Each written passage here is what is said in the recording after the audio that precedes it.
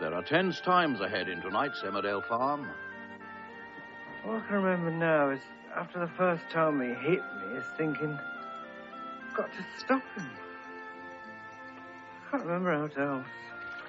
All Harry Molan's ever needed is someone in his family to stand up to him.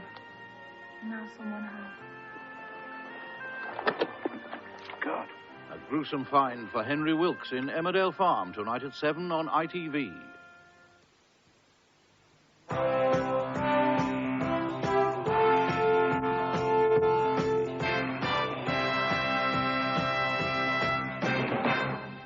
Time for the news from ITN.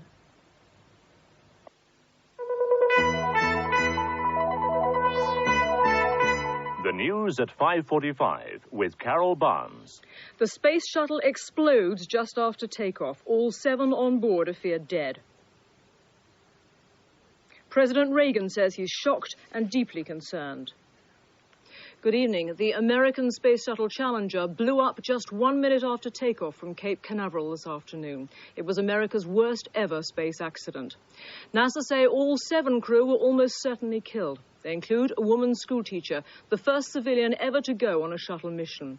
Millions saw the disaster live on TV. It's not known what went wrong, though it's thought that one of the 3 main engines exploded and ruptured a main fuel pipe leading from the giant fuel external tank, which then exploded. The takeoff had been delayed twice, yesterday because of a faulty hatch lock, today because of freezing weather. Unprecedentedly cold weather overnight in normally warm Florida had left vital parts of the shuttle bay covered in ice. All morning, we could see on our television monitors employees of NASA, the Space Research Area, trying to clear the ice, and nobody, when the astronauts sat down to breakfast, the teacher there on the left, the main crew on the right, thought that anything with this shuttle mission was at all wrong. They clambered into their crew quarters just as they had yesterday when they'd attempted to take off, but it had been stalled by a problem with the hatch door. Everything looked extremely normal, and those of us that have monitored these flights saw this one as simply number 25 as the countdown went ahead. 1, and liftoff.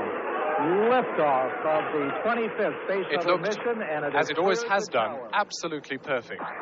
Fire belching from the rear of the launch vehicle as it steamed up into the air, turned exactly on cue.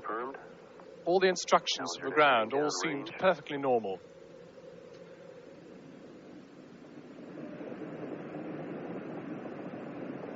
And yet there has been a premonition that something might go wrong with a shuttle launch sooner or later. Normal throttles for most of the flight. This didn't seem to be it, though. We'll throttle down to 65% shortly. The next instruction may have proved critical. It was the moment engines at 65%. The instruction came to go running to normally. the 3 full good fuel throttle. cells, 3 good APUs. Engines throttling up. 3 engines now at 104%. Challenger, go with throttle up. Challenger, go with throttle up. This, though we didn't know it, was the moment of disaster, a shattering explosion. Yet everything seemed to go on as normal. Range distance 7 nautical miles. And then there was silence from mission control. Nothing. No explanation.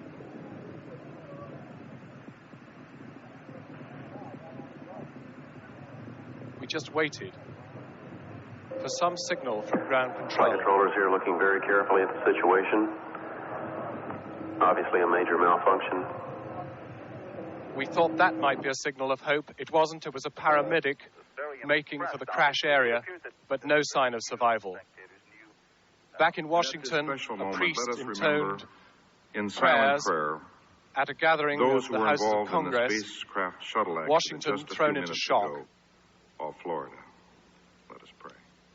They stood in silence as at the White House, the press was summoned launch. to hear once what again, the president had said of it. Is concerned. He is saddened. He is very anxious to have more information on it. At the moment, as I say, we're learning most of our information from what the public is getting. What is your best information as to the condition of the crew, Larry, at this point? We don't have any more information than what is being provided to the public on television. Throttling up, 3 engines now at 104%. And we're still awaiting more information from NASA as to what really went wrong. Was it something to do with the frozen conditions? No one knows yet. But these pictures will stand as a memorial not only to those who died, but to the dangers of space exploration. This is John Snow for ITN in Washington. The crew of 7 was piloted by Michael Smith. The mission specialists were Judith Resnick, Ellison Onizuka and Ron McNair. Greg Jarvis was on board as a Hughes aircraft payload specialist. There was also a teacher on board, Mrs. Krista McAuliffe, who won the right to travel on the space shuttle in competition with 11,000 other teachers. She'd said she was lost for words at being chosen for the flight. Mrs. McAuliffe was 37 and married with 2 children. The launch was being watched and cheered by all 1,200 pupils at her New Hampshire school. Then a teacher yelled for them to be quiet because something had gone wrong. In August 1984, President Reagan gave the idea of sending a teacher into space the go-ahead. To choose as the first citizen passenger in the history of our space program, one of America's finest, a teacher. There were 11,000 applicants, out of which 10 teacher finalists were selected. They'd all passed a 2-week training program and rigorous medical tests to determine if they were fit enough to go. Eventually, Christy McAuliffe, a social studies teacher from New Hampshire, was selected. I would like to humanize the space age by giving a perspective from a non-astronaut, because I think the students will look at that and say, this is an ordinary person. In her hometown of Concord, New Hampshire, students at Christie's local high school were delighted she'd been selected. She was due to deliver 2 live lessons via satellite to students right across America. She would also have carried out a number of experiments on board which would have been filmed and included in school science programs. She was plainly looking forward to going, but in the end her trip went tragically wrong. There have been 3 previous occasions when shuttles have come close to disaster. In September '83, one of the 2 solid rocket boosters burnt through, but was shut down before it could send the craft cartwheeling into space. In June 1984, the 3 engines were shut down 4 seconds before takeoff because of a faulty fuel valve. In July last year, an engine failed just after takeoff, but the shuttle just got into orbit with the help of smaller engines. Jeffrey Archer reviews today's disaster. The Space Shuttle Challenger had been prevented from taking off yesterday by a combination of a minor technical fault with the door and the arrival of bad weather. Today it had been delayed again because of an apparently faulty indication from a fire detection system. Shortly after 4:30 our time this afternoon, though, Challenger lifted off successfully. Everything seemed to be going as perfectly as observers had been led to expect from the 55 previous shuttle missions. The Challenger was 9 miles downrange, and the crew were on the point of increasing the thrust from the shuttle's main engines when there was a massive explosion.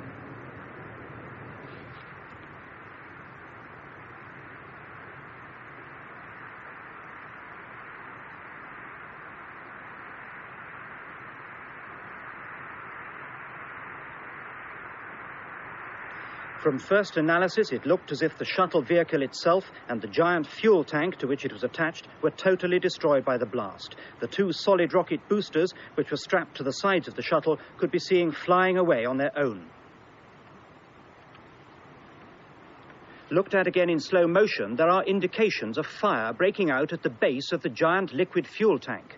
In an instant, this seemed to leap forward with enormous force, causing the final tragic explosion. The disaster was particularly poignant because this was the first shuttle flight to carry an ordinary civilian aloft. 37-year-old Krista McAuliffe, a schoolteacher from New Hampshire, joined 6 professional astronauts for the flight. Her husband and 2 children were watching the liftoff on television. In preparation for the flight, she'd had to undertake special training in weightlessness in a special aeroplane.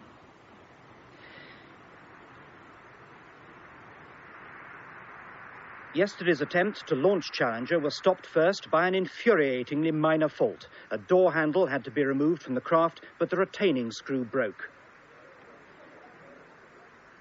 Mission Control in Houston has never faced a problem like this before. The shuttle has been dogged by problems, as might be expected in such an enormously complex craft, but nothing that could have hinted at the disaster which occurred today. It appears that only small parts of the shuttle fell into the sea. At one time, the sight of a parachute drifting down gave a moment's hope that someone could have survived. It quickly became clear, though, that this belonged to one of the rescue team dropping into the sea in the hopeless search for survivors. The full horror of the crash was quickly apparent to spectators. They watched shocked as the shuttle exploded above. At first, no one was quite sure what had happened. But then the full horror dawned.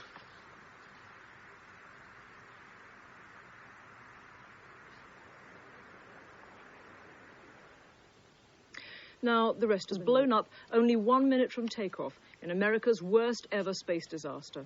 All 7 astronauts, including a woman teacher, are feared dead.